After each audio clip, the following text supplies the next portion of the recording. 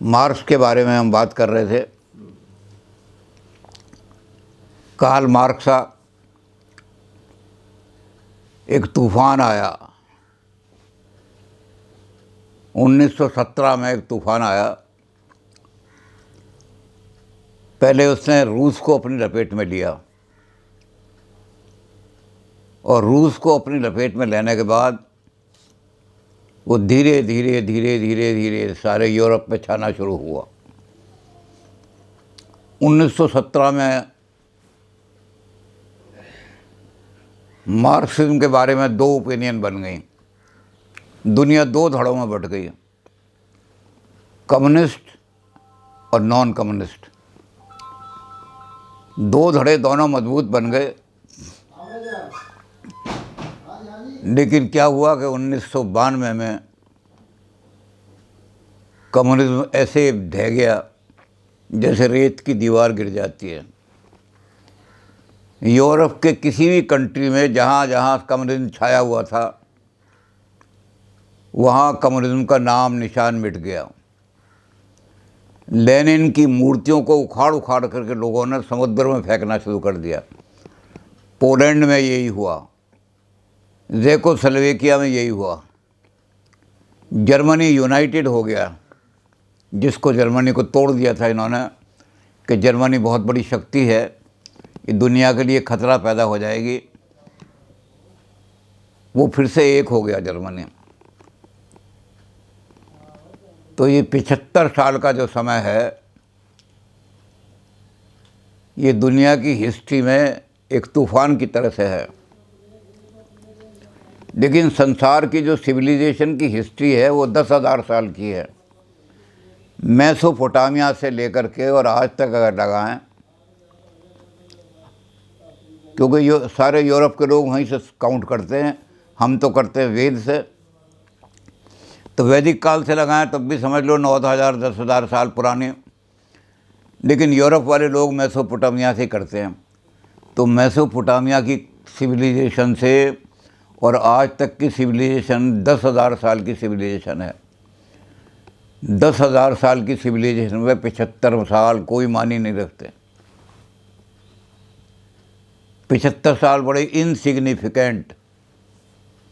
तो ये तूफ़ान ऐसा उठा जो 75 साल में ही ख़त्म हो गया, दुनिया को डराता हुआ। बड़ी भयंकर स्थिति दुनिया की हो गई।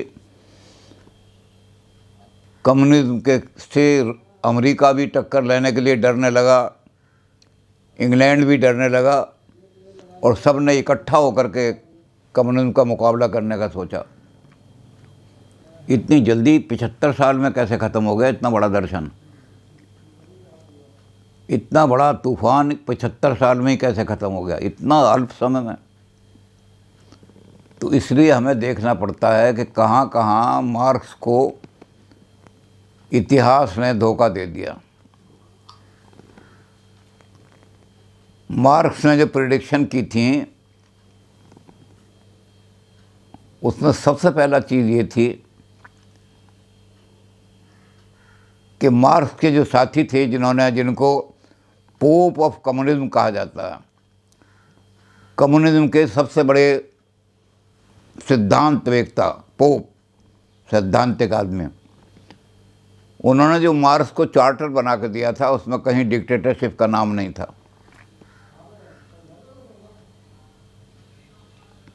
फिर ये डिक्टेटरशिप कहाँ से आ गई? तो मार्क्स को कोई आदमी भी जर्मनी में और जहाँ वो इंग्लैंड में बैठे थे वहीं कोई आदमी डिक्टेटरशिप वाला नहीं मिला, क्योंकि उनके जो पोप ने जिसने सारा मैनिफेस्टो और जहाँ सारी वो बना के दी थी रूपरेखा मार्क्सिज्म की, उसमें कहीं डिक्टेटरशिप का नाम नहीं था। तो मार्क्स को कहाँ मिला आदमी? रूस में मिला, लेनिन। अब रूस के बारे में ये कहा जाता है कि उस समय जिस समय ये क्रांति हुई, रूस बहुत बैकवर्ड था। ख़ास तौर से इंडस्ट्रियली तो बहुत बैकवर्ड था, कल्चरली भी बैकवर्ड था।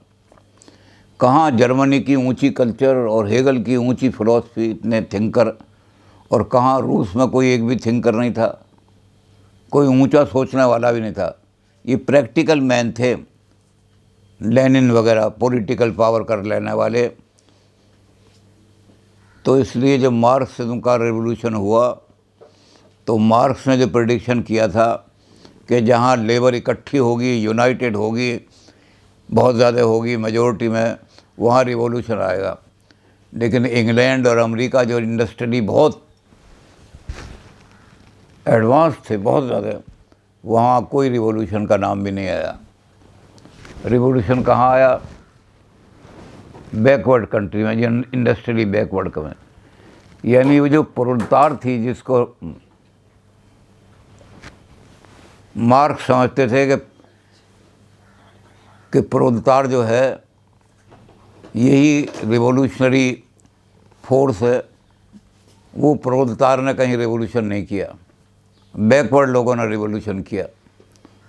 तो मार्क्स को हिस्ट्री ने धोखा दे दिया कि जहाँ बड़े बड़े मजदूर इकट्ठे हैं, लाखों की तादाद में इंडस्ट्री में इकट्ठे हैं, वहाँ कोई रिवॉल्यूशन नहीं हो रहा। जबकि मार्क्स कहते थे लेबर रिवॉल्यूशन लाएगी, workers of the world United. तो जहाँ यूनाइट हो रहे थे अमेरिका में और इंग्लैंड में, वहाँ कोई नाम नहीं। लेनिन चूँकि प्रैक्टिकल मैन थे, लेनिन बहुत बड़े फिलोसफर नहीं थे, बहुत बड़े क्या फिलोसफर तो थे ही नहीं। वो हेगल की ऊंची फिलॉसफी को और इन्वर्टेड हेगेलियनिज्म यानी मार्क्सिज्म को, उसको फिलोसफिकली नहीं समझ पाए, इतनी ऊंची फिलॉसफी को। ना इतनी उतनी कल्चर थी रूस की जितनी जर्मनी की कल्चर है।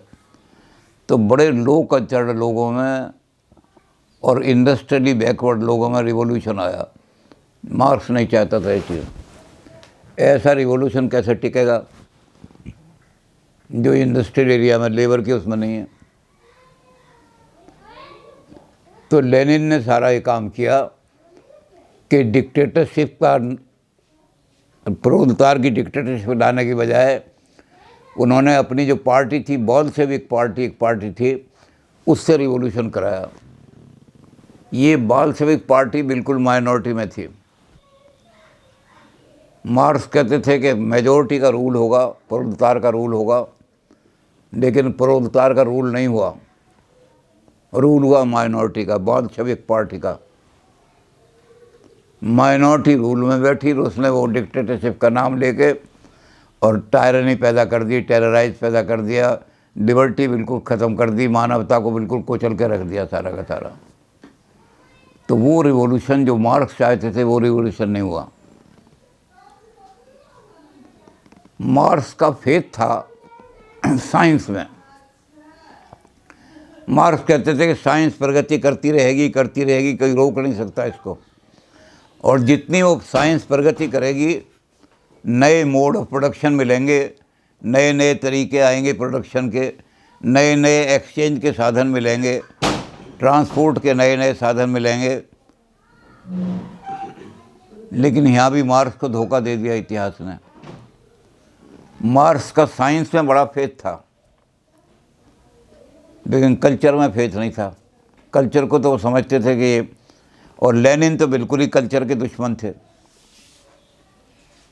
तो कल्चरल वैल्यू बहुत सारी जगह बड़ी स्ट्रॉन्ग थी, यूनिवर्सल इफेक्ट नहीं हुआ साइंस की प्रोग्रेस का। साइंस तो सब जगह एक सी बात कहेगी, पानी 100 डिग्री पे गर्म होता है, इसका सब जगह एक सा असर होना चाहिए, लेकिन एक सा असर नहीं हुआ। इसको हम, जो उन्होंने उदाहरण दिए लोगों ने, उनको छोड़ के हम इंडिया का बात करते हैं। साइंस ने चांद पर आदमी भेज दिया, और वो चांद पर जाकर के आदमी घूम करके आया, कुचल करके आया, चांद को अच्छी तरह से पकड़ आया।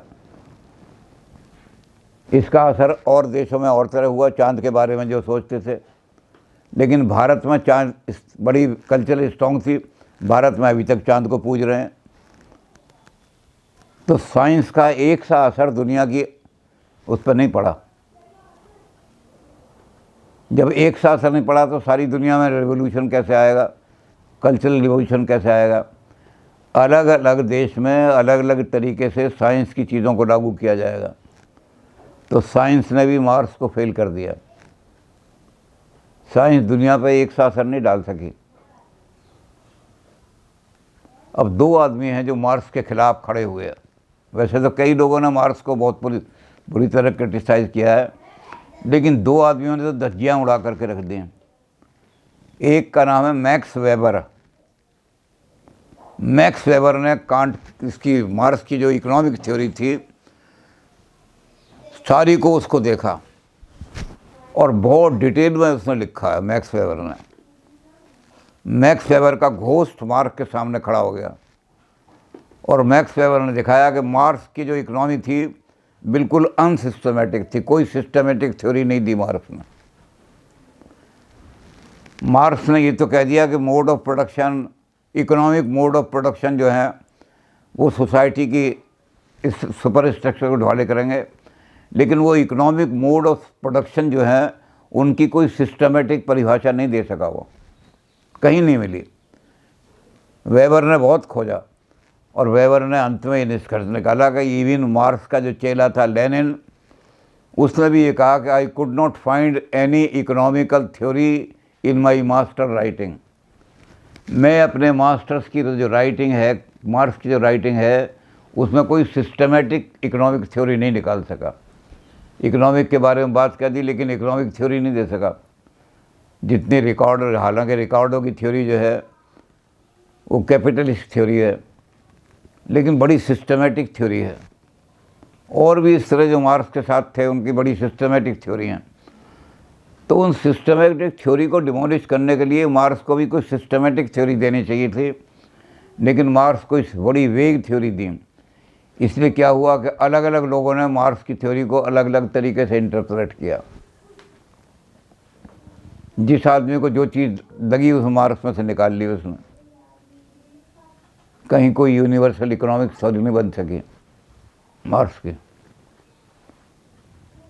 मैक्स वेबर बहुत लंबा चौड़ा लिटरेचर है मार्क्स का। उसने इकोनॉमिक्स की एक एक थ्योरी को कंपेयर किया है। जो कैपिटलिस्ट इकोनॉमिक थ्योरी थी उनको, जिनको मार्क्स कंडेम करना चाहता था, उनको फिर मार्क्स की थ्योरी से कंडेम कर किया और उसने बताया कि मार्क्स में कोई सिस्टमेटिक लॉजिकल कोई चीज़ नहीं है। तो इस तरह से मैक्स वेबर ने अपना बहुत बड़ा सिद्धांत दे करके मार्क्स की, और जब मार्क्स की इकोनॉमिक थ्योरी ख़त्म कर दी तो जो थ्योरी लागू हुई रूस में वो एक लेनिन की थ्योरी थी। Lenin was not a philosopher. Lenin तो एक प्रैक्टिकल पॉलिटिकल आदमी थे, कैप्चर करने के लिए पावर कोई चीज़ बना ली। इसलिए लेनिन की इकोनॉमिक थ्योरी में न इक्वलिटी थी, न लिबर्टी थी, न कोई डिस्ट्रीब्यूटिव जस्टिस था। सिर्फ पावर पॉलिटिक्स के लिए वो इकोनॉमिक्स की थ्योरी उन्होंने दे दी। वो इकोनॉमिक थ्योरी लागू हुई तो वेबर ने उसकी अच्छी धज्जियाँ उड़ाई हैं। एक और इस तरह से सिस्टमेटिक थिंकर आए हैं बहुत ज़बरदस्त। उन्होंने दो किताबें मार्क्स के साथ लिखी हैं। एक तो लिखा enemy of open society. Marks जो हैं ओपन सोसाइटी के सबसे बड़े एनी हैं, जहाँ इंडिविजुअल की लिबर्टी बिल्कुल ख़त्म हो गई है। कोई इंडिविजुअल, पार्टी के जो डिक्टेटर लोग हैं, पार्टी के ऊपर जो बड़े बड़े लोग अथॉरिटी बैठे हुए हैं, उनकी उस थिंकिंग से आगे नहीं सोच सकता, सोचने का कोई अधिकार नहीं। अब पार्टी के आदमी क्या कह रहे हैं, मान लो पार्टी का आदमी है कि ये हमारी पार्टी के प्रेसिडेंट हैं, ये मंत्री हैं हमारी पार्टी के, और वो कह रहे हैं कि चांद जो है वो दिन में निकलता है, तो किसी आदमी की हिम्मत नहीं जो ये कह देगा चांद शुद्ध रात में निकलता है। तो इंडिविजुअल फ्रीडम को कार्ल कहते हैं, पॉपर कहते हैं कि इंडिविजुअल फ्रीडम बिल्कुल कुचल दी गई, और इंडिविजुअल से ही आदमी जो है वो तरक्की, सोसाइटी तरक्की करती है। अगर आप इंडिविजुअल नहीं सोचेंगे तो एक आदमी जो है डिक्टेटर, वो कुछ सोच रहा है, पता नहीं गलत सोच रहा है, सही, आपको वही बात माननी पड़ेगी। तो कार्ल पॉपर ने एक तो open society and it's enemies, इसमें मार्क्स के जो मार्क्स नहीं, उसने जो लेनिन ने जो सोसाइटी बनाई, मार्क्सिज्म को जो इंटरप्रेट किया लेनिन ने, उसका बहुत धज्जियाँ उड़ाई हैं। कार्ल पॉपर की किताब भी पढ़ने योग्य है, उसको पढ़ें तो पता लगेगा कि इंडिविजुअल लिबर्टी बिल्कुल ख़त्म हो गई। माइनॉरिटी का रूल आ गया बोल्शेविक पार्टी का। अब इक्वलिटी आप क्लासलेस सोसाइटी बनाना चाहते थे, लेकिन क्लासलेस सोसाइटी की बजाय भी जो इसने हिस्टोरिसिज्म पर जो किताब लिखी है कार्ल पॉपर ने, उसमें दिखाया कि हिस्ट्री में क्लासलेस सोसाइटी जो बनाना चाहते थे वो मार्क्सिज्म ही क्लास सोसाइटी बन गया। जो पार्टी के ऊपर के लोग थे, सुप्रीमो थे पार्टी के, उनकी एक क्लास बन गई कैपिटलिस्ट क्लास की तरह से, और जो ऑर्डिनरी वर्कर था उसकी अलग क्लास बन गई।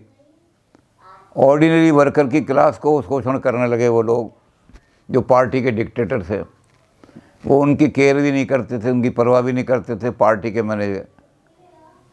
अब इसमें भी हम ये कह सकते हैं कि जैसे पार्टी का प्रेसिडेंट है या पार्टी का जनरल सेक्रेटरी आता है तो सारे आदमी उसकी सेवा में लग जाएंगे और वो फिर उनकी केयर भी नहीं करेगा। वो बीमार भी पड़े कि पार्टी के, अगर वो बीमार हो गया इंडिविजुअली तो पार्टी क्या कर सकती है उसके, भागो उसको। तो एक क्लास जो है वो मैनेजर क्लास और एक क्लास जो है वो वर्कर क्लास, दोनों ऐसी की ऐसी बनी रही जैसी कैपिटलिज्म में बनी है। वो क्लास ख़त्म नहीं हुई। मार्क्स किसको क्लास को ख़त्म करना चाहता था। मैनेजर्स की अलग क्लास हो गई, तो मैनेजर इतनी लग्जरी के साथ रहने लगे जितना कैपिटलिस्ट रहते हैं। मैनेजर्स को बड़ी लग्जरी चाहिए, अपनी वो दिखा दिखा करके ये नीड है हमारी, ये नीड है, ये नीड है। मैनेजर कैटेलिक कार में सफ़र कर रहे हैं और लेबर बेचारा साइकिल पे घूम रहा है। तो क्लास कन्फ्लिक्ट ख़त्म नहीं, कन्फ्लिक्ट तो नहीं हुआ क्योंकि डिक्टेटरशिप आ गई। कन्फ्लिक्ट पैदा कैसे होता? वो जो छोटे लोग थे वो तो उनको बड़ों को ख़त्म ही नहीं कर सकते थे, उनको कुचल के रख दिया था उन्होंने छोटों को। लेकिन क्लासें वैसी की वैसी रहीं जैसी क्लास थे। फिर मार्क्स के मन में ये था कि परिवर्तन जो आएगा वो धीरे धीरे डेमोक्रेटिक तरीके से आएगा तो ज़्यादा स्टेबल होगा। लेकिन लेनिन ने उसको इंटरप्रेट किया कि डेमोक्रेसी के द्वारा हम कभी भी चेंज नहीं ला सकते, इसलिए डिक्टेटरशिप को स्ट्रॉन्ग करो जितनी ज़्यादा हो सकती है। उसके बाद लेनिन के बाद जब स्टालिन आए तो स्टालिन ने बिल्कुल ही ऐसी डिक्टेटरशिप कर दी कि कोई आदमी आवाज़ भी नहीं उठा सकता था, गोली मार दी जाए। तो एक अंदर से ज्वाला भड़कने लगी कम्युनिज्म के खिलाफ, इस टायरनी के खिलाफ। अंदर से लोग ये सोचने लगे कि थोड़ा सा भी अगर ढील मिली तो हम ये कम्युनिस्ट रिवॉल्यूशन नहीं है, ये बोल्शेविक रिवॉल्यूशन है। इसलिए इस बोल्शेविक को, माइनॉरिटी पार्टी को मुखाड़ के फेंक देंगे। मार्क्स ने एक और काम किया, कोई वैल्यू सिस्टम नहीं दिया। आदमी की सारी लाइफ चलती है वो पॉलिटिक्स से नहीं चलती। आदमी का सारा जीवन वैल्यू सिस्टम से चलता है। और वैल्यूज़ कहाँ से आती हैं? रिलीजन से। आपने रिलीजन को ओपिएट कह दिया, आपने रिलीजन को एलियनेशन कह दिया, और जब रिलीजन को ही कह दिया तो वैल्यूज़ कहाँ से आएंगी? तो इसके बारे में मैंने भारतीय स्थिति की बात बताई थी, क्योंकि पाश्चात्य को समझने की बजाय भारतीय, कि मैंने दो आदमियों को यही पूछा था, इसका जिक्र पहले करते हैं कि एक आदमी के पिताजी की डेथ हो गई, जेएनयू में बड़े भारी वो क्रांतिकारी अपने आप को कहते थे। तो मैंने कहा अपने पिताजी का डिस्पोजल कैसे किया?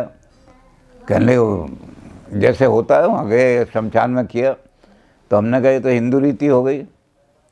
मार्क्स ने क्या वैल्यू दी है इसमें? मार्क्स ने क्या बताया कि क्योंकि disposal of dead and marriage ceremony, ये दो जो हैं बड़ी इम्पोर्टेंट वैल्यूज़ हैं लाइफ की। वैसे तो जन्म के बारे में वैल्यू मानते हैं लोग कि जन्म में जो सिस्टम होगा उसमें कौन सा नाम रखा जाएगा, कैसा नाम रखा जाएगा, बहुत सारी चीज़ें हैं जो वैल्यूज़ से। लेकिन दो चीज़ें बड़ी इम्पोर्टेंट है, लॉज ऑफ मैरिज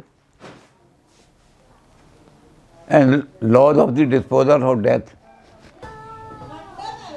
तो मार्क्स ने कोई भी वैल्यू सिस्टम नहीं दिया।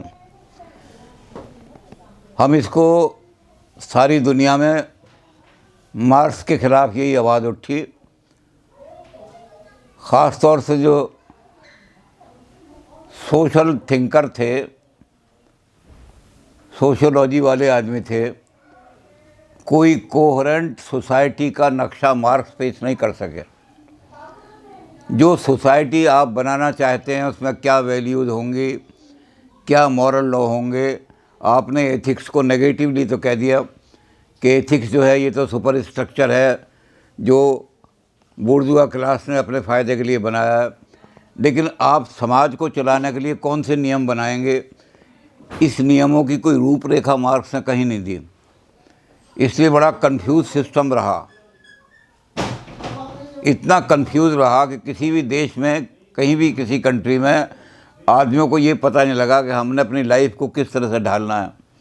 वो अपनी लाइफ को उसी तरह ढालते रहे जिस तरह वहाँ की ट्रेडिशनल कल्चर थी, और वो कल्चर जो थी वो इतनी मजबूत थी कि मार्क्सिज्म को जमने के लाइफ में नहीं जम दिया। मार्क्सिज्म केवल एक पॉलिटिकल फिलॉसफी बन कर रह गई, फिलॉसफी भी नहीं है, एक पॉलिटिक्स बन करके रह गई। कोई डीप फिलॉसफी नहीं आ सकी कहीं भी। वो फिलॉसफी वैसे भी मार्क्स लेनिन जो थे फिलोसफर तो थे नहीं, स्टैलिन भी फिलोसफर नहीं थे। तो कोई ऊंची फिलॉसफी, जब ऊंची फिलॉसफी, जर्मन फिलॉसफी नीचे की तरफ चलती है, पानी जब ऊपर से नीचे की तरफ चलता है तो गदला होता चला जाता है। तो ऊंची फिलॉसफी जब जर्मन की तरफ से और रूस की तरफ आई, जहाँ बहुत कल्चरली बैकवर्ड लोग थे और कोई ऊंची वैल्यूज़ मार्क्स ने दी नहीं थी, तो वो बड़ी लो कल्चर्ड बन गई सारी। तो मार्क्सिस्ट का काम क्या हो गया, जो मार्क्सिस्ट थे उन्होंने कल्चर की तरफ नेगेटिव एटीट्यूड तो ले लिया, लेकिन कोई पॉजिटिव चीज़ नहीं दे सके। उसके लिए मैंने एक उदाहरण कल भी दिया था, दोबारा उसको रिपीट कर रहा हूँ कि JNU के एक आदमी आए थे, बड़े वहाँ के प्रसिद्ध वो नेता माने जाते थे, कम्युनिस्ट नेता। तो जब उन्होंने कहा कि मैंने पिताजी का संस्कार किया, तो मैंने कहा ये तो हिंदू सिस्टम हो गया।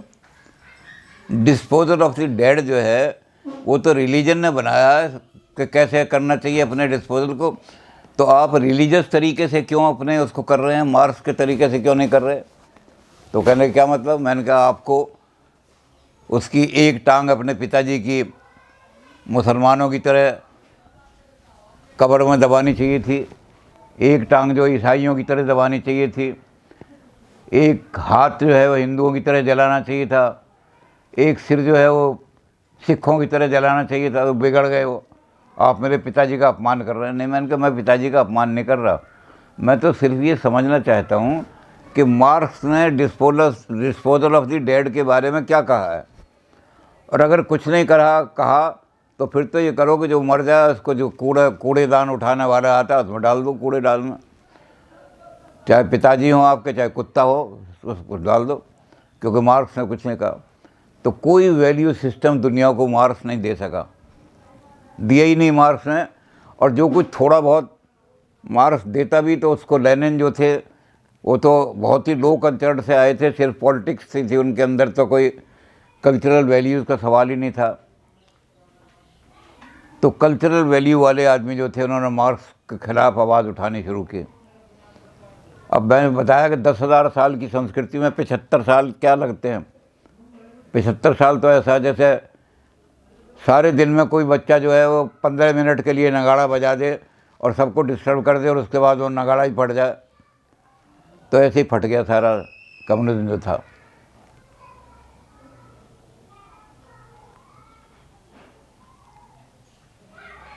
क्लासलेस सोसाइटी बनी नहीं सकी जैसे हमने देखा।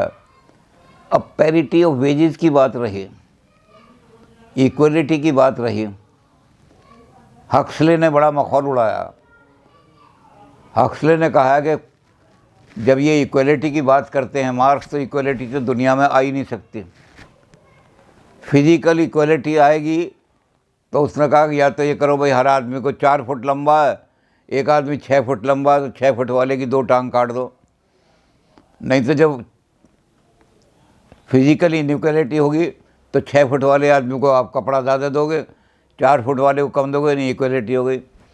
खाने में उसने मखौल उड़ाया कि खाने में एक आदमी बीमार हो गया तो उसको दूध दिया तो उन्होंने कहा कि नहीं, कम्युनिस्ट थिंकर जो था वो बैठा था, उसने कहा इक्वलिटी, उसने कहा सबको मेडिसिन दी जाएगी क्विनोन और सबको दूध पिलाया जाएगा, रोटी किसी को नहीं मिलेगी। सारे शहर के अंदर दूध भेज दिया उन्होंने, दूध पियो मजबूरी। तो उसने कहा इक्वलिटी कैसे लाओगे आप? ये यूटोपियन कल्पना बना के आप रख दी कि equality can never be restored. तो मार्क्सिस्ट लोगों को भी, चूँकि ये लोग जानते नहीं थे फिलोसफिकली, मार्क्सिस्ट लोगों को भी ये कहना पड़ा, लेनिन को भी कहना पड़ा, स्टालिन को भी कहना पड़ा, we are the enemies of equality. हम जो मैनेजर क्लास है सबसे बड़ी, जो हमारे यहाँ थ्योरिटिकल थिंकिंग करते हैं, जो हमें थ्योरी बताते हैं मार्क्सिज्म की, हम उनको सबसे ज़्यादा वेज देते हैं, तनख्वाह देते हैं। तो ये तो हमारे हिंदुस्तान की तरफ से ब्राह्मण क्लास हो गई। उसके बाद उन्होंने कहा हम साइंटिस्ट जो है उनको नंबर 2 पे रखते हैं, वॉरियर्स को नंबर 3 पे रखते हैं, प्रोड्यूसर को नंबर 4 पे रखते हैं। तो तुम्हारे यहाँ तो हायरार्की बन गई क्लासों की, तुम्हारे यहाँ तो वर्ण व्यवस्था की तरह से व्यवस्था बन गई। तो कहाँ है तुम्हारा कम्युनिज्म? जब इक्वलिटी लाना चाहते थे तो सबसे ज़्यादा तनख्वाह तुम दे रहे हो उनको, जिनको हमारे यहाँ इंटेलेक्चुअल क्लास को हमारे यहाँ ब्राह्मण कह देते थे। ब्राह्मण को सबसे ज़्यादा श्रेष्ठ माना जाता है, तुमने भी इंटेलेक्चुअल क्लास को सबसे ज़्यादा श्रेष्ठ। और ये पार्टी वर्कर चूँकि सबसे ज़्यादा श्रेष्ठ इनको माना जाता था, सबसे ज़्यादा तनख्वाह मिलता है, सारे के सारे अय्याश बन गए। जितने कम्युनिस्ट थिंकर थे, थ्योरिटिशियन थे, वो विलासता का जीवन व्यतीत करने लगे। और जब विलासता का जीवन व्यतीत करने लगे तो लोअर आदमी की वेज कट गई उसकी। तो पहली चीज़ ये हुई मार्क्स की सबसे, जिसको हिस्टोरिसिज्म में उन्होंने, कार्ल पॉपर ने बहुत तरीके से 2 किताबें लिखी उन्होंने। एक तो वही एनिमीज ऑफ ओपन सोसाइटी, एक एरर ऑफ हिस्टोरिसिज्म, कि मार्क्स ने जो हिस्टोरिकल इवोल्यूशन मार्क्स ने बताया, उसमें कहाँ कहाँ गलतियाँ रह गई थी। उसने कहा कि सिर्फ क्लास कन्फ्लिक्ट तो बता दिया कि क्लास कन्फ्लिक्ट होगा, लेकिन क्लास किस आधार पर बनेंगी? किसी देश में जाति के आधार पर क्लास बनी हुई है। इन्होंने इकोनॉमिक मोड को एक्सप्लेन नहीं किया, तो नतीजा क्या हुआ कि वही हायरार्की बन गई। तो पहली चीज़ तो इसी चीज़ में इतिहास धोखा दे गया इनको कि आप क्लासलेस सोसाइटी बनाने की सोचते थे और आपने खुद क्लासें क्रिएट कर दी। बहुत सारी क्लासें क्रिएट हो गई मार्क्सिज्म में।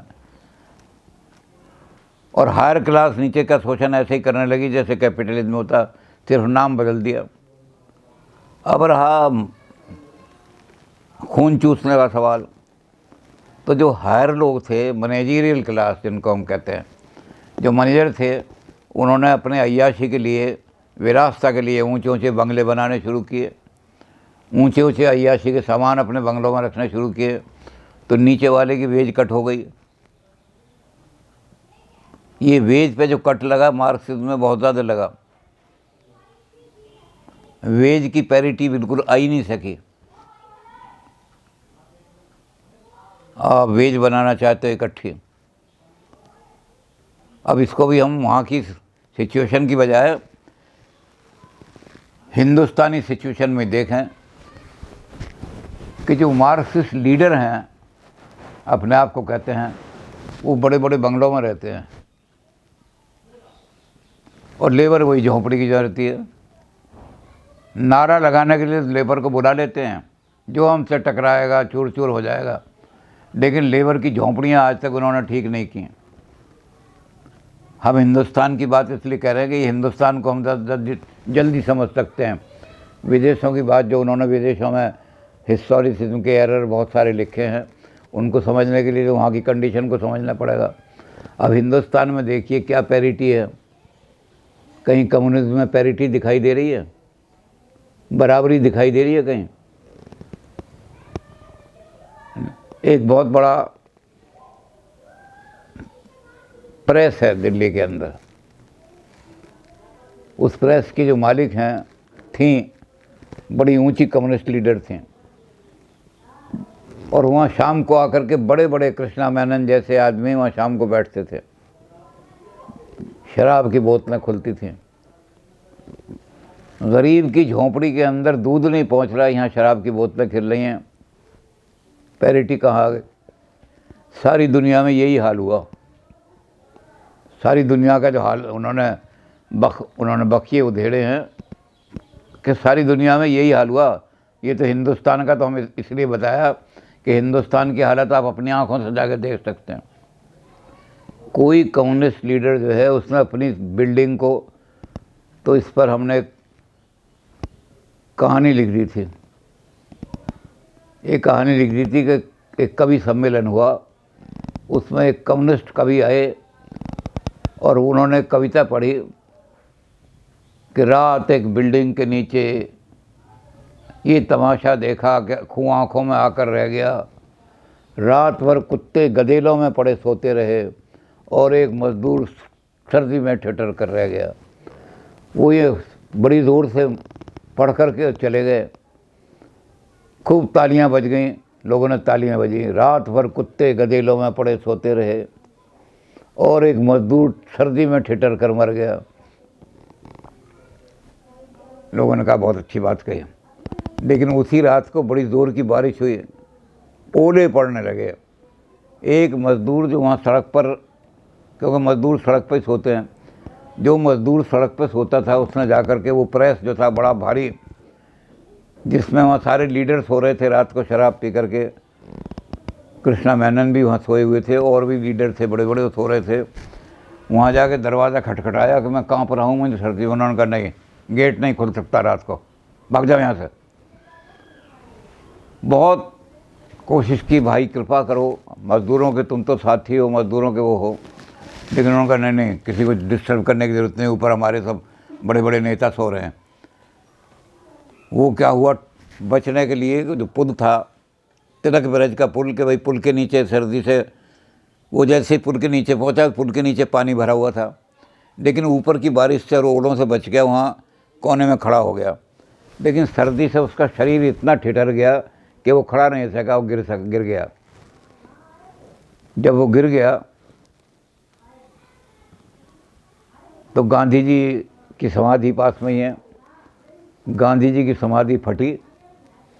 गांधी जी लाठी लेकर के निकल कर के आए और निकल कर के भागे हुए आए। उस मज़दूर को उन्होंने अपनी गोद में उठाया, उसकी लाश को, और खड़े हो गए, कहने लगे तुझे वहाँ ले चलता हूँ मैं। अपनी जहाँ उनकी कब्र थी, समाधि थी, समाधि में ले गए। समाधि के अंदर तो पानी नहीं आएगा, लेकिन वो मज़दूर तो मर चुका था। गांधी जी ने अपनी समाधि में उसको गर्मी पहुंचाई, समाधि के अंदर रख लिया उसको, और उसके बाद अपनी समाधि में रखने के बाद गांधी जी आए तो बारिश ख़त्म हो चुकी थी। और वो नेता लोग जो थे वो उतर के अपनी कारों में जा रहे थे। तो गांधी जी ने खड़े होकर के वही शेर किया कि रात भर कुत्ते गदेलों में पड़े सोते रहे। गांधी जी ने कुत्तों का शब्द किसके लिए प्रयोग किया ये दुनिया नहीं जानती। रात भर कुत्ते बड़े बड़े मखलों के गदेले में शराब पी करके सोते रहे और एक मज़दूर सर्दी में ठिठर कर मर गया। दरवाजे नहीं खोले उन्होंने अपनी बिल्डिंग के उस मज़दूर के लिए। तो ये पैरिटी कहाँ से आएगी? सारा बनावटी, सारा तंत्र खड़ा कर दिया। तो मार्क्सिज्म में ना तो वैल्यूज़ हैं, वैल्यू का एक और भी हमने बताया था, वो शादी के लिए भाई हमने कहा इस लड़के से शादी कर दो, वो कहने लगे तो मेरा भांजा है। हमने कहा कहाँ मार्क्सिज्म में कहाँ लिखा हुआ है कि भांजे से शादी नहीं हो सकती? और अगर आप पुरानी वैल्यू को मानते हो तो मार्क्सिज्म की ज़रूरत क्या है? जब आपने सारी परंपराएं बदलनी है, क्रांति लानी है, तो वैल्यूज़ तो यही रही सारी की सारी। तो इसलिए हिस्टोरिसिज्म में पॉपर ने बहुत लंबा दिखाया है सारा का सारा कि साइंस की प्रोग्रेस भी वैल्यूज़ को नहीं बदल पाई। साइंस ने रेल तो चला दी,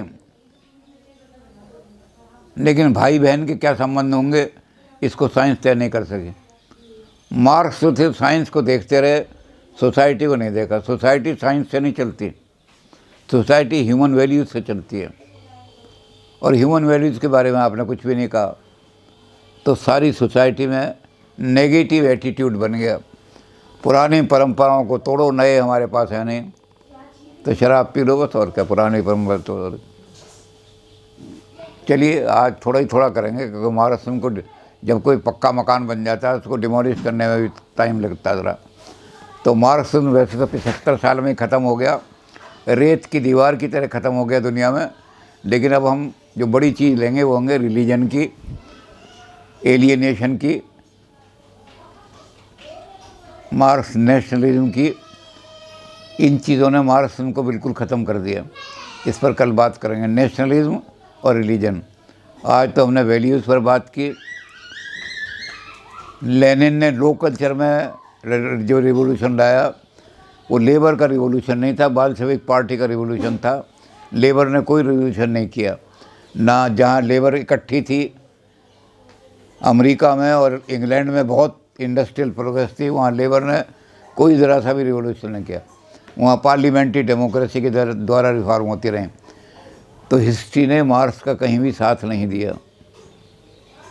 हिस्ट्री ने मार्क्स को फेल कर दिया। और जो मार्क्स के चेहरे थे वो फिलोसफर नहीं थे, उनके अंदर ऊंचा चिंतन ही नहीं था। वो प्योरली पॉलिटिक्स वाले थे, किसी तरह से पावर कैप्चर कर लो।